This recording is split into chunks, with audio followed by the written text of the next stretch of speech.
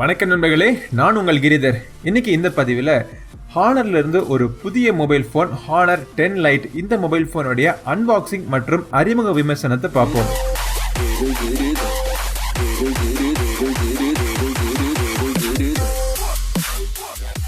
இதுக்கு முன்னாடி ஹானர்ல இருந்து வந்த ஹானர் 9 லைட்டை தொடர்ந்து ஹானர் 10 லைட் அப்படிங்கிற மொபைல் போன் இப்போ இந்தியாவில் லான்ச் பண்ண போறாங்க. இந்த ஹானர் 10 லைட் மொபைல் போனுடைய பாக்ஸ் பாத்தீங்கன்னா இதுக்கு முன்னாடி பார்த்த நம்ம ஹானர் மொபைல் போன்ஸ்னுடைய பாக்ஸ் பிராண்டிங் அதே மாதிரி தான் இருக்கு. இந்த மொபைல் போனுடைய பாக்ஸ் பிரிண்டிங்ல பாத்தீங்கன்னா இதோட விலை, அதாவது 4GB 64GB வேரியண்டோட விலை பாத்தீங்கன்னா 16,999 போட்டிருக்காங்க. பட் ஃபைனலா அவங்க லான்ச் பண்றப்போ 15,000க்கும் கம்மியா லான்ச் பண்ணலாம் அப்படின்னு தோணுது. கன்ஃபார்மா பிரைஸ் தெரிஞ்சதுக்கு அப்புறம் கீழே டிஸ்கிரிப்ஷன் அப்டேட் பண்ணி விடுறேன். முதல்ல இந்த பாக்ஸுக்குள்ள என்னென்ன இருக்கு அப்படிங்கறத பார்ப்போம். பாக்ஸை திறந்த உடனே உள்ளுக்குள்ள ஹானர் 10 லைட் மொபைல் போன் இருக்கு. அதுக்கப்புறமா ஒரு டிபியூ டிரான்ஸ்பரண்ட் ஜெல் கேஸ் கொடுத்துருக்காங்க. 5V 2A சார்ஜர் இருக்கு. சார்ஜ் பண்றதுக்கு மைக்ரோ யூஎஸ்பி கேபிள் கொடுத்துருக்காங்க. சிம் எஜெக்டர் பின் இருக்கு. வாரண்டி மற்றும் யூசர் மேனுவல் இருக்கு. ஓகே, இப்போ மொபைல் போன் எப்படி இருக்குன்னு பார்ப்போம். மொபைல் போன் பார்க்கறதுக்கு லுக்கா இருக்கு. ஹானர் பத்தி சொல்லவே வேணாம். மொபைல் போன் டிசைன்ல அவங்கள அடிச்சுக்கிறதுக்கு இப்போ ஆள் கிடையாது. அதே மாதிரி இந்த மொபைல் போனோட டிசைனும் பாத்தீங்கன்னா பின்புறத்துல ஒரு கிரேடியன்ட் கலர்ல கொடுத்து பார்க்கறதுக்கே ரொம்ப ஸ்டைலிஷா இருக்கு. மொபைல் போனுடைய கீழ்ப்புறத்துல ஒரு 3.5mm ஆடியோ ஜாக் இருக்கு. அதுக்கப்புறம் மைக், அப்புறம் மைக்ரோ யூஎஸ்பி கேபிளுக்கான போர்ட், ஸ்பீக்கர் கில்ஸ் இருக்கு. சிங்கிள் மோனோ ஸ்பீக்கர் தான். டாப்ல பாத்தீங்கன்னா நாய்ஸ் கேன்சலேஷன் மைக் இருக்கு. அப்புறம் சிம் ட்ரே. இந்த சிம் ட்ரே வந்து ஒரு hybrid SIM card tray. Dedicate SD card கொடுத்திருந்தாங்கன்னா ரொம்பவே நல்லா இருந்திருக்கும். ரைட் சைடுல பவர் மற்றும் வால்யூம் பட்டன்.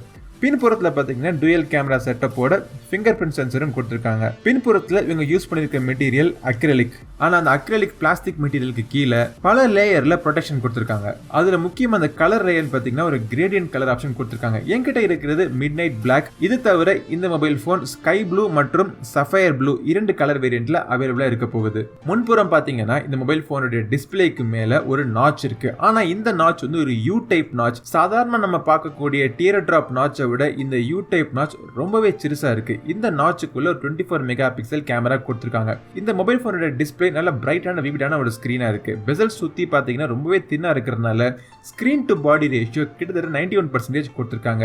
இந்த மொபைல் போனுக்குள்ள நைட் மோடும் கொடுத்திருக்காங்க. ஆனா நைட் மோட்ல என்ன ஸ்பெஷாலிட்டி அப்படின்னா இதுல வர ஹார்ம்ஃபுல் ப்ளூ லைட் ரேடியேஷனை கட் ஆஃப் பண்ணுது அப்படிங்கறத TUV ரெயின்லேண்ட் அப்படிங்கிற ஒரு கம்பெனி சர்டிஃபை பண்ணிருக்காங்க.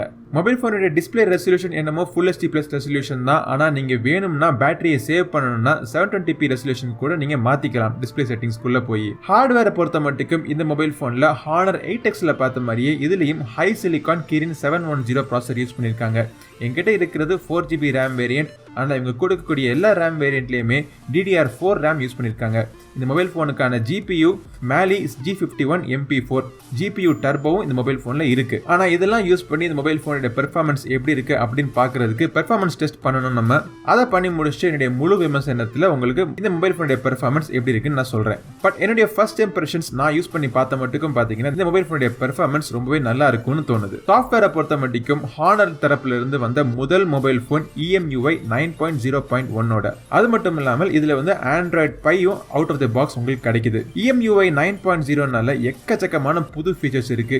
ஆனா அந்த ஃபீச்சர்ஸ் எல்லாத்தையும் கவர் பண்ணி தனியா ஒரு வீடியோல போட்டுறேன் நான். பட் இப்போதைக்கு உங்களுக்கு குறிப்பிடத்தக்க ஒரு ஃபீச்சர் சொல்லணும் அப்படின்னா டிஜிட்டல் பேலன்ஸ் அப்படின்னு ஒரு ஃபீச்சர் இருக்கு. இந்த ஃபீச்சர் வந்து மொபைல் போனுடைய ஸ்கிரீனை ஒரு நாளைக்கு நீங்க எவ்வளவு யூஸ் பண்ணிருக்கீங்க, மொபைல் போனுடைய டிஸ்பிளேயை எத்தனை தடவை நீங்க அன்லாக் பண்றீங்க, இந்த மாதிரி பல விஷயங்களை கண்காணிக்கிறது மட்டும் இல்லாமல் உங்க ஸ்கிரீன் டைமையும் வந்து கண்ட்ரோல் பண்ணலாம். மொபைல் போனை அதிகமா யூஸ் பண்ணி அடிக்ட் ஆகிறவங்களுக்கு இது ஒரு பெரிய தீர்வா இருக்கும். ஓகே, அடுத்த விஷயம் மொபைல் போனுடைய கேமரா. பின்புறத்துல 13 megapixel plus 2 megapixel camera கொடுத்திருக்காங்க.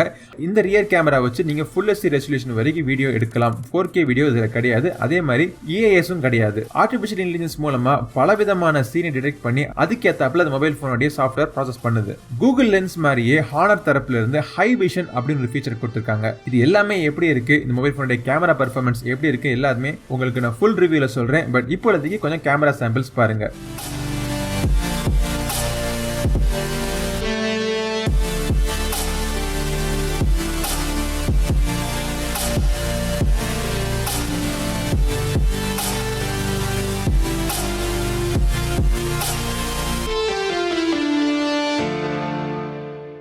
ஃப்ரண்ட்ல இருக்கிறது 24 மெகா பிக்சல் கேமரான்னு ஏற்கனவே சொன்னேன் உங்களுக்கு. இது வந்து ஒரு f2.0 லென்ஸ் கொண்டது. சென்சருடைய சைஸ் பாத்தீங்கன்னா 0.9 மைக்ரோமீட்டர். செல்ஃபி சாம்பிள்ஸ் கொஞ்சம் பாருங்க, எப்படி இருக்குன்னு நீங்களே சொல்லுங்க.